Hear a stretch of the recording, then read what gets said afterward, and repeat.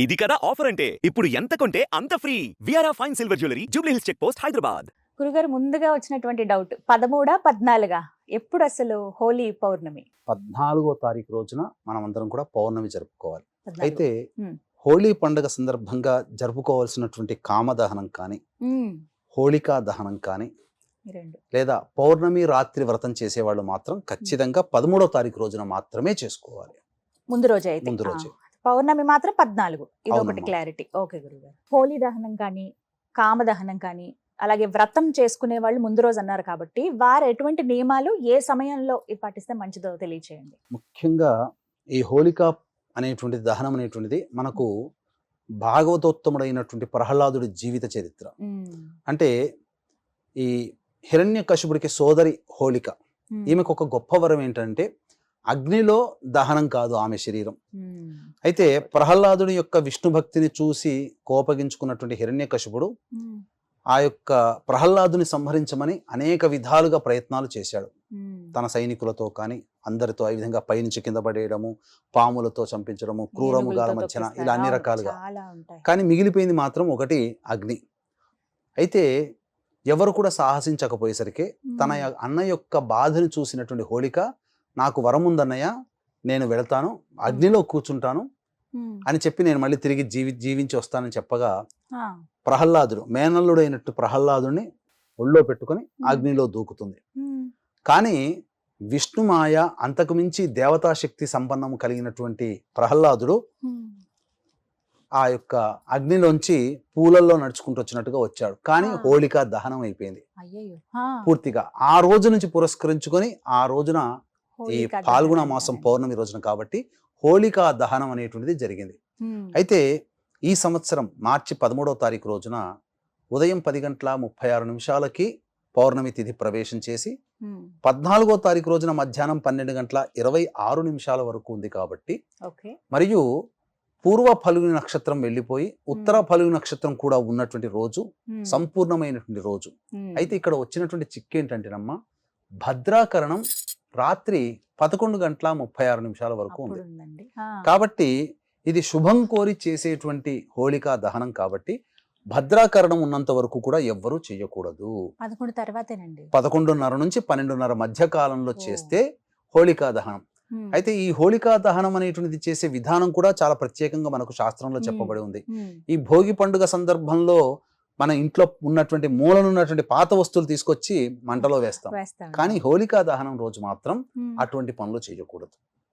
ముఖ్యంగా స్వచ్ఛమైనటువంటి ఆవు పిడకలు, ఆవు నెయ్యి, అలాగే పంచపల్లవాలు అనగా మర్రి, మేడి, జువ్వి, మోదుగా, రావి ఈ వృక్షాలతో వచ్చినటువంటి కాండములని, ఎండినటువంటి కట్టెలను తీసుకుని వచ్చి దహనం చేయాలి. భద్రాకరణం ఉంది కాబట్టి రాత్రి 11:36 వరకు చేయకూడదు.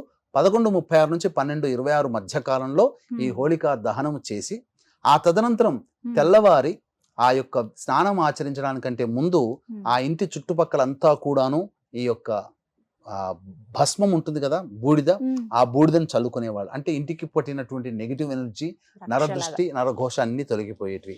తదనంతరం ఇంట్లో కూడా చల్లుకునేవాళ్ళు.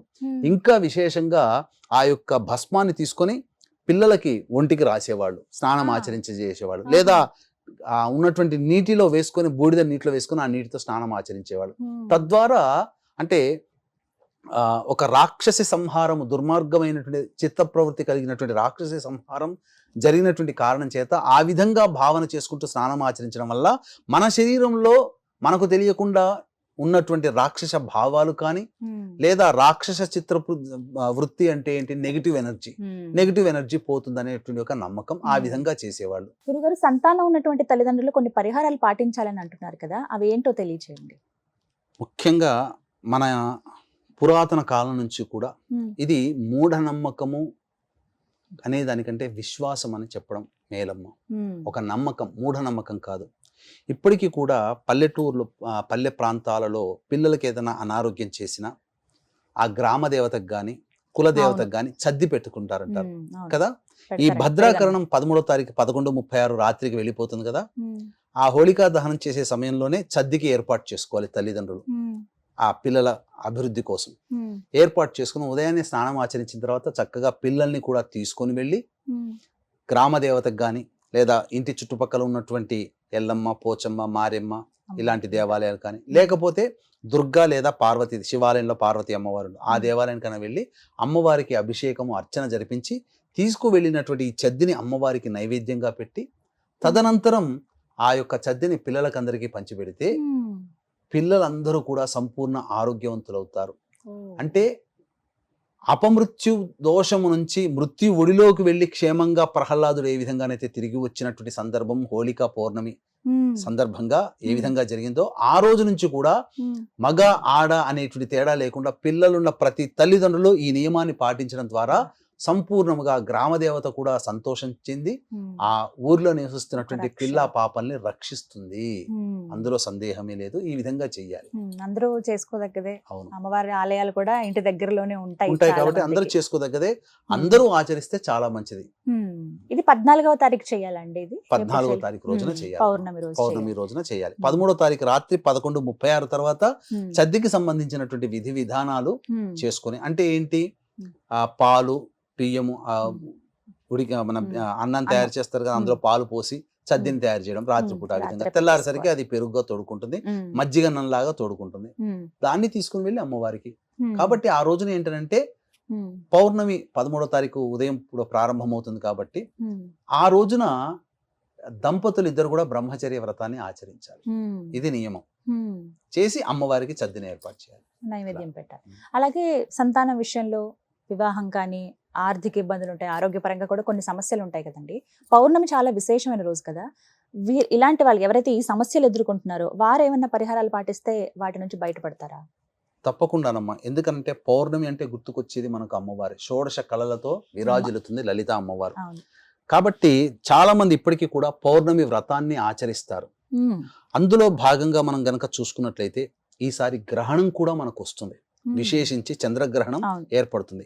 మన భారతదేశానికి సమయానికి మనం కన్వర్ట్ చేసుకుంటే 14వ తారీఖు ఉదయం 10:36 నుంచి మధ్యాహ్నం 2:36 వరకు మన భారతదేశంలో ఈ గ్రహణం కనిపించదు. కానీ నియమాలు పాటించాల్సిన అవసరం లేదు, కానీ ఆచారాలు మాత్రం పాటించక తప్పదు. ఎందుకంటే గ్రహణం అనేటువంటిది ప్రపంచానికి సంబంధించింది కాబట్టి ప్రపంచమంతటికి కూడా చంద్రుడు వెలుగునిస్తాడు. కాబట్టి ఆ వెలుగునిచ్చేటువంటి చంద్రునికే గ్రహణం వస్తున్న సందర్భంగా మనకు సంపూర్ణంగా కనిపించిన ఆ గ్రహణ ప్రభావం ప్రపంచవ్యాప్తంగా ఉన్నటువంటి గ్రహణం ఏర్పడుతున్నటువంటి రాశిని బేస్ చేసుకొని వృషభ మిథున సింహ కన్య తుల ధనుస్సు మకర కుంభ మీన రాశుల్లో జన్మించినటువంటి వారికి ఉంటుంది. కాబట్టి ఈ రాశిలో జన్మించినటువంటి వాళ్ళు, లేదా పౌర్ణమి చాలా ప్రత్యేకమైనటువంటి రోజు, అందున శుక్రవారం వచ్చింది, ఉత్తరా నక్షత్రంతో కూడుకున్నది. ఉత్తరా నక్షత్రం లక్ష్మీ అమ్మవారి యొక్క జన్మదినం అని కూడా, జన్మ నక్షత్రం అని కూడా చెప్తారు. కాబట్టి విశేషించి శుక్రవారము, పౌర్ణమి మరియు ఉత్తర నక్షత్రం కలిసి ఉన్నటువంటి రోజు. ఆ రోజున దాంపత్య సమస్యలతో బాధపడే వాళ్ళు కానీ, వివాహ సమస్యలతో బాధపడే వాళ్ళు కానీ, ధనపరమైనటువంటి సమస్యలతో బాధపడేటువంటి వాళ్ళు కానీ ఇప్పుడు చెప్పబోయేటువంటి చిన్న పరిహారాలు గనక పాటించుకుంటే తప్పకుండా వాళ్ళకి సమస్యలు తొలగిపోతాయి. ముఖ్యంగా వివాహం కూడా కుదురుతుంది. ఈ చెప్పినటువంటి వృషభ మిథున సింహ కన్య తుల ధనుసు మకర కుంభమీన రాశిలో జన్మించినటువంటి వారికి ఈ యొక్క గ్రహణ దోషం కూడా తొలగిపోతుంది. కాబట్టి ఇప్పుడు చెప్పినటువంటి వృషభ మిథున సింహ కన్య తుల ధనుసు మకర కుంభమీన రాశిలో జన్మించినటువంటి వారికి ఈ యొక్క గ్రహణ దోష నివారణార్థమే పీఠమాధ్వర్యంలో ఉదయం 14వ తారీఖు రోజున ఉదయం 9 గంటలకి ఈ యొక్క గ్రహణ దోష నివారణ హోమాలు, వివాహము, దాంపత్యము, ఆర్థికపరమైనటువంటి సమస్యల నివారణకి దాదాపుగా 18 రకాల హోమాలు పర్ హెడ్ 2,100 రూపాయలకి చేయించడం జరుగుతుంది. అవకాశం ఉన్న వాళ్ళు కార్యక్రమ తదనంతరం కాంటాక్ట్ చేసి మీ గోత్రనామాదులు నమోదు చేసుకోవచ్చు. ఇక ఏం చెయ్యాలి? పౌర్ణమి అనేటువంటి 14వ తారీఖు కదమ్మా. కాబట్టి ఆ రోజున చక్కగా ఉదయాన్నే లేచి అమ్మవారికి, ముఖ్యంగా లక్ష్మీ అమ్మవారికి చిత్రపటానికి ఎర్రటి పూలమాల వేసి లక్ష్మీ సహస్రనామ పారాయణం చేయాలి. లేదు అమ్మవారి దేవాలయంలోకైనా వెళ్ళి అమ్మవారికి అభిషేకం జరిపించి తదనంతరం ఆ యొక్క బెల్లం పాయసం అమ్మవారికి నైవేద్యంగా పెట్టాలి. ఈ అభిషేకం చేసేటువంటి సందర్భంలో ఈ అమ్మవారికి ప్రధానంగా వివాహపరమైనటువంటి సమస్యలతో ఇబ్బంది పడేటువంటి వాళ్ళు పటిక బెల్లం మిశ్రి అంటారు. పటిక బెల్లం పొడి నీటిలో వేసి ఆ నీటితో అభిషేకం జరిపించి అమ్మవారికి గన్నేరు పూలమాల, మల్లెపూల మాల వేయడం కానీ, గన్నేరు పూలు, మల్లెపూలతో అర్చన చేయడం కానీ చేయాలి. ఇక ఆర్థికపరమైనటువంటి సమస్యలతో బాధపడేటువంటి వాళ్ళు ప్రధానంగా అమ్మవారికి పంచామృతాలతో అభిషేకం జరిపించి మారేడు దళాలతో అర్చన చేయడం విశేషం. ఇక దాంపత్య సమస్యలతో బాధపడేటువంటి వాళ్ళు కూడా ఈ యొక్క పటిక బెల్లం పొడి నీటితో అభిషేకం జరిపించి అమ్మవారికి మల్లెపూలు గన్నేరు పూల మాల వేయడం, అర్చన చేయడం చాలా విశేషమైనటువంటి ఫలితం. ముఖ్యంగా మర్చిపోకుండా నైవేద్యముగా అందరూ కూడా అన్ని రకాల సమస్యలతో బాధపడే వాళ్ళు 12:30 లోపలనే ఇవన్నీ చేయాలి. బెల్లం పాయసం అమ్మవారికి నైవేద్యంగా పెట్టి భక్తులకి పంచాలమ్మ.